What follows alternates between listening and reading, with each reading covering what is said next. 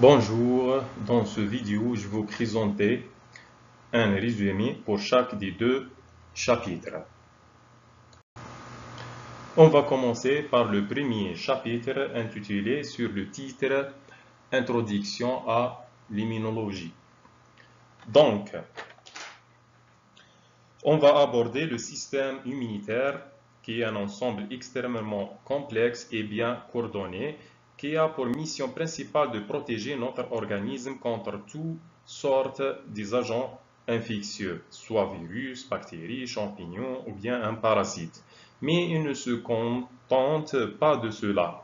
Il veille aussi à maintenir l'équilibre interne, à reconnaître ce qui appartient à notre corps et ce qui est étrangère, à éliminer les cellules anormales, à garder une mémoire des infections passées et à participer à la réparation des tissus.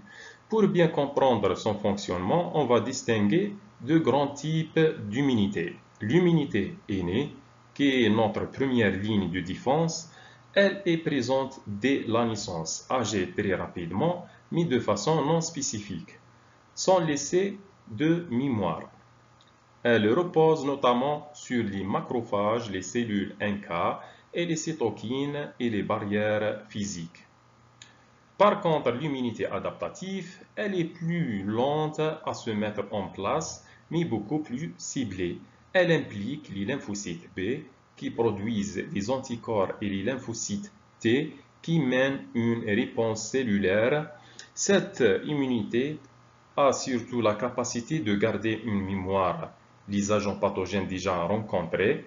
Donc, on verra aussi l'histoire de cette discipline qui s'est construite grâce à des chercheurs majeurs comme Edward Jenner, Louis Pasteur et Paul Ehrlich, et encore Björn de Medwar, qui ont permis de mieux comprendre les mécanismes immunitaires. Enfin, on abordera les nombreuses applications de l'immunologie aujourd'hui, comme la vaccination, les tests de diagnostic, le traitement des allergies, des maladies auto-immunes et les immunothérapies contre le cancer, la gestion des grèves et les recherches actuelles pour développer de nouveaux traitements. Donc, l'objectif de ce cours, c'est donc de vous donner une vision claire et structurée de ce système fondamental, aussi bien dans son fonctionnement que dans ses applications concrètes en médecine.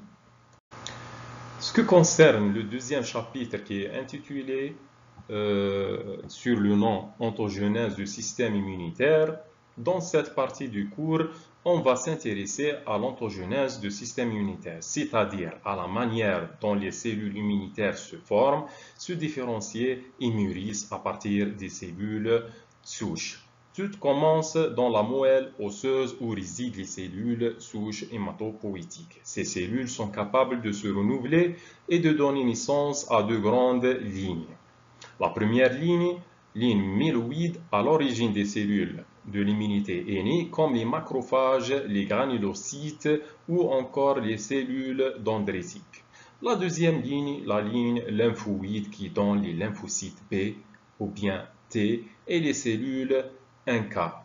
Chacune de ces cellules joue un rôle bien précis. Par exemple, les lymphocytes B produisent des anticorps, les lymphocytes T se divisent en T auxiliaire qui est le CD4, qui orchestre la réponse immunitaire, et en T cytotoxique qui porte le marqueur CD8, qui détruisent les cellules infectées. Les cellules NK, elles agissent rapidement sans activation préalable. Donc, on retrouve aussi les macrophages qui phagocytent les agents pathogènes, les cellules dendritiques qui présentent les antigènes ou lymphocytes T, et les granulocytes comme les neutrophiles, les eosinophiles et les basophiles, qui sont impliqués dans l'inflammation, les allergies et la lutte contre les parasites. Ces cellules ne sont contentes pas d'apparaître. Elles passent par des étapes de maturation dans des organes lymphoïdes.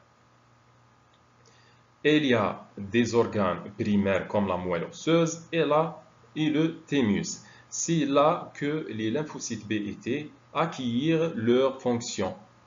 Par exemple, dans le thymus, les lymphocytes T sont éduqués en grande, ceux qui reconnaissent correctement le siamage, qui s'appelle la sélection positive. Et on élimine ceux qui réagissent contre les composants du soi. Donc, c'est une sélection négative. Puis viennent les organes lymphoïdes secondaires comme les ganglions, la rate ou les tissus lymphoïdes associés aux muqueuses.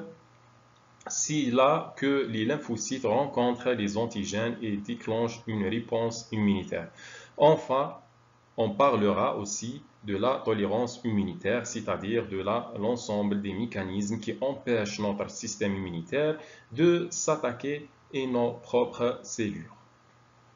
Cette tolérance se met en place à la fois au moment de la maturation, c'est la tolérance centrale, mais aussi en périphérie grâce à des mécanismes comme l'allergie.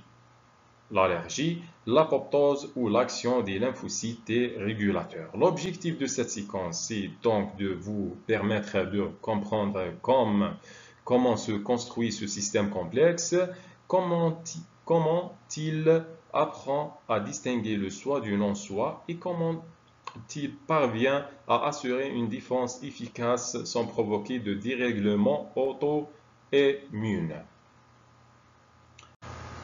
Merci pour votre attention et merci pour votre indulgence.